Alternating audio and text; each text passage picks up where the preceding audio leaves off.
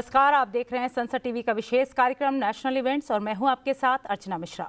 दिल्ली के India gate पर आज भारतीय नौसेना के G20 थिंक क्विज प्रतियोगिता का इंटरनेशनल फाइनल का आयोजन किया गया। कार्यक्रम में उपराष्ट्रपति जगदीप धनखड़ बतौर मुख्य अतिथि शामिल हुए।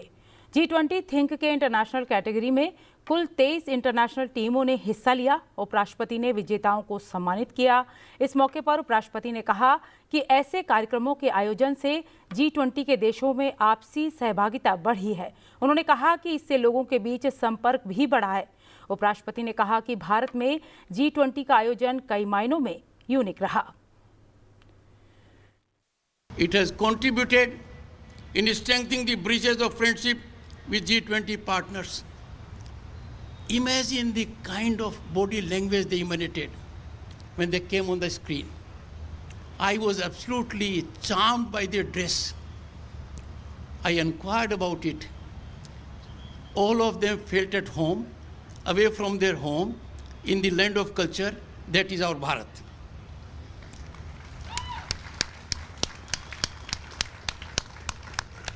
I am overwhelmed at this impactful, challenging engagement of the youth, signaling productive and impactful people-to-people connect.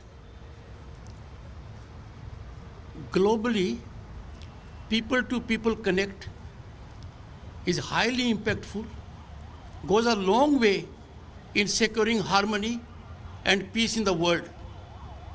Generating this people-to-people connect with these impressionable minds will be a game changer, and I am sure such events would further be emulated.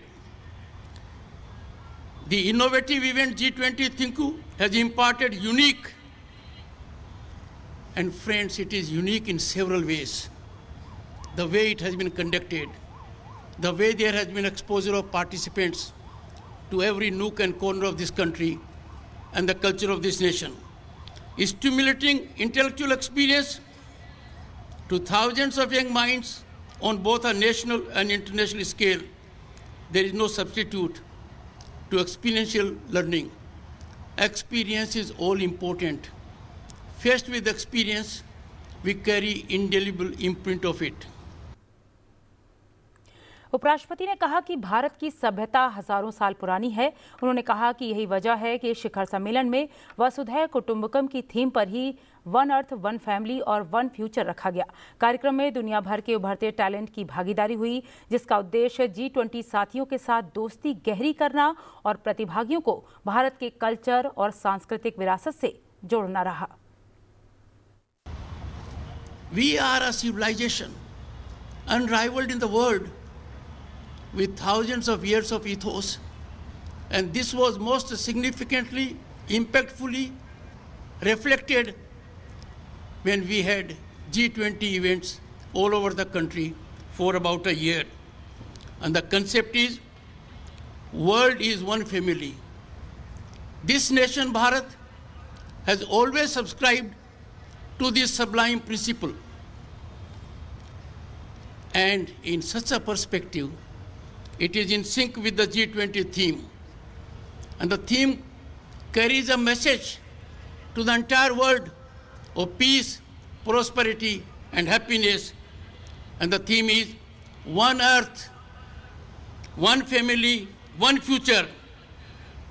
This has been an integral part of our civilization for over 5,000 years.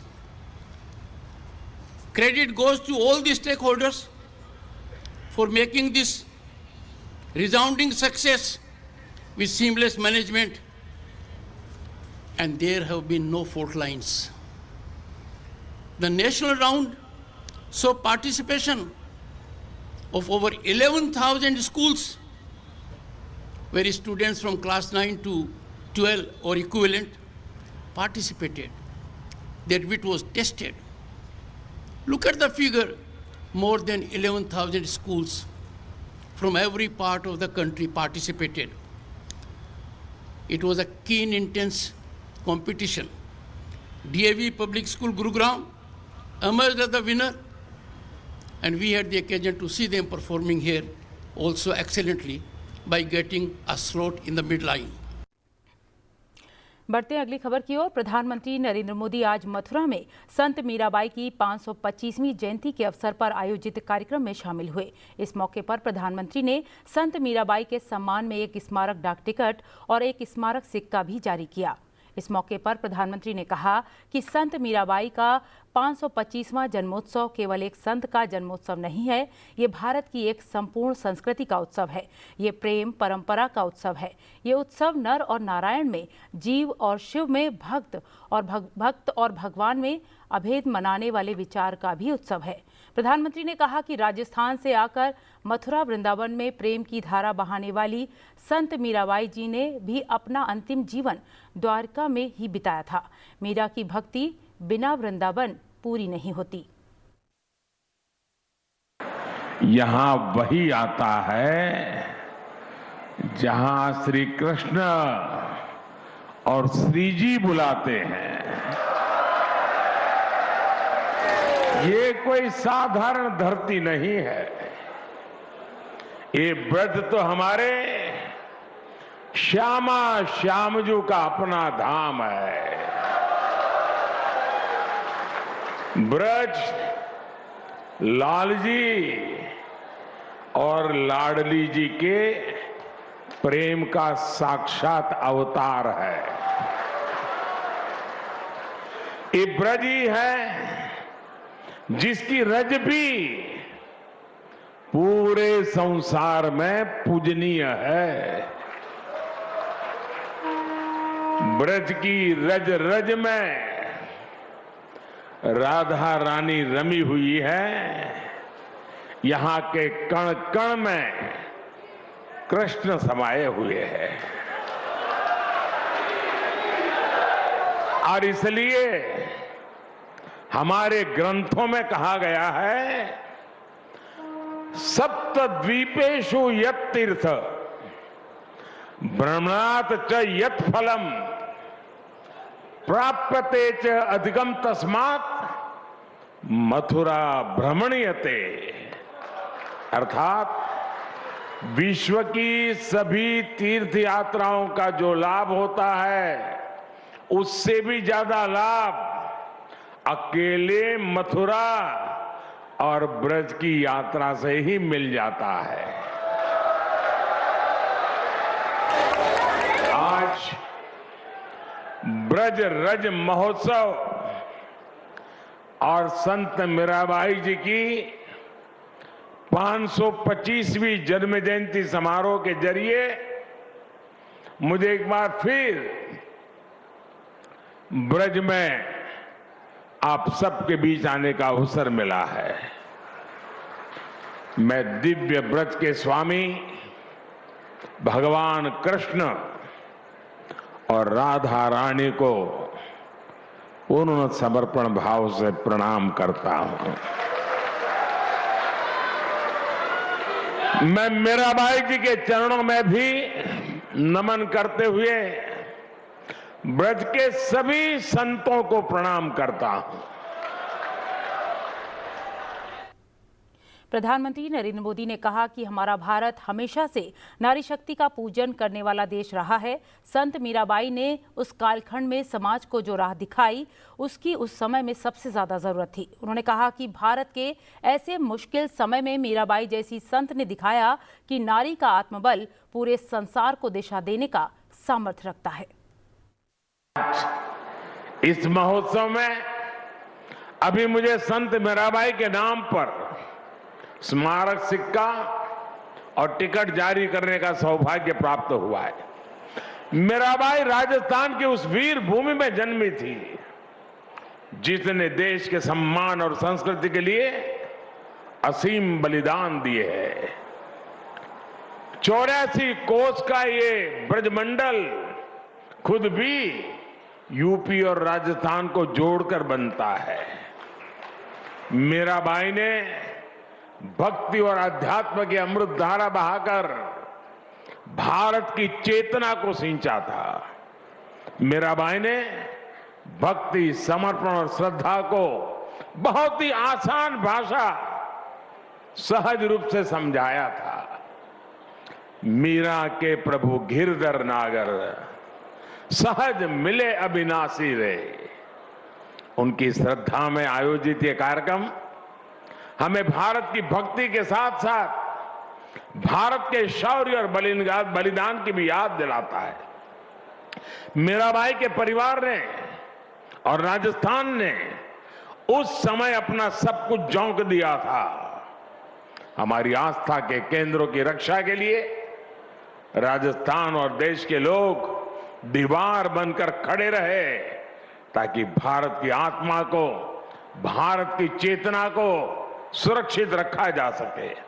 इसलिए आज का ये समारोह हमें मीराबाई की प्रेम परंपरा के साथ साथ उस पराक्रम की परंपरा की भी याद दिलाता है। और यही तो भारत की पहचान है।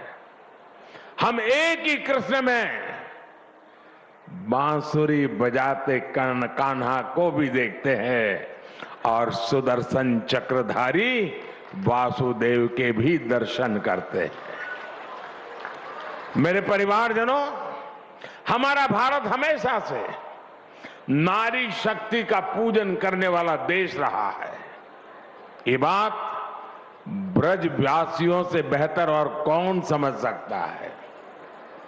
यहां कन्हैया के नगर में भी लाडली सरकार की ही पहले चलती है।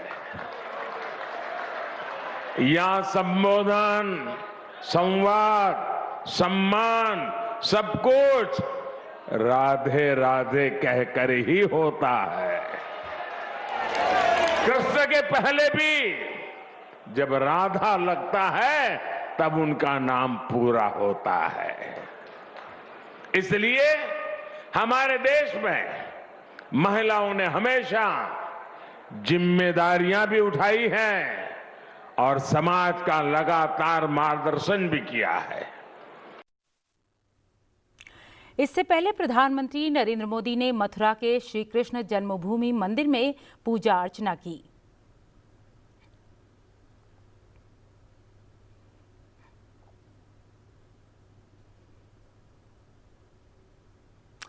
बढ़ते हैं अगली खबर की ओर। लोकसभा अध्यक्ष ओम बिरला का आज जन्मदिन है। इस मौके पर कई हस्तियों ने उन्हें बधाई दी। उपराष्ट्रपति जगदीप धनखड़ ने फोन कर लोकसभा अध्यक्ष ओम बिरला को उनके जन्मदिन की बधाई दी, साथ ही उनके अच्छे स्वास्थ्य की कामना की।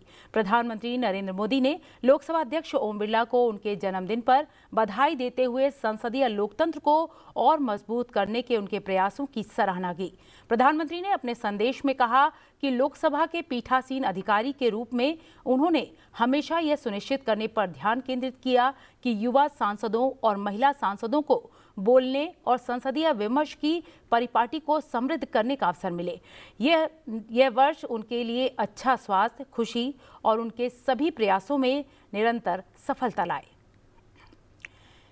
केंद्रीय गृह मंत्री अमित शाह समेत केंद्र सरकार के कई मंत्रियों, विभिन्न राज्यों के राज्यपालों और मुख्यमंत्रियों ने फोन कर लोकसभा अध्यक्ष ओम बिरला को जन्मदिन की बधाई और शुभकामनाएं दी। लोकसभा अध्यक्ष ओम बिरला 17वें और वर्तमान अध्यक्ष हैं। वो संसद में राजस्थान के कोटा बूंदी निर्वाचन क्षेत्र का प्रतिनिधित्व करते हैं।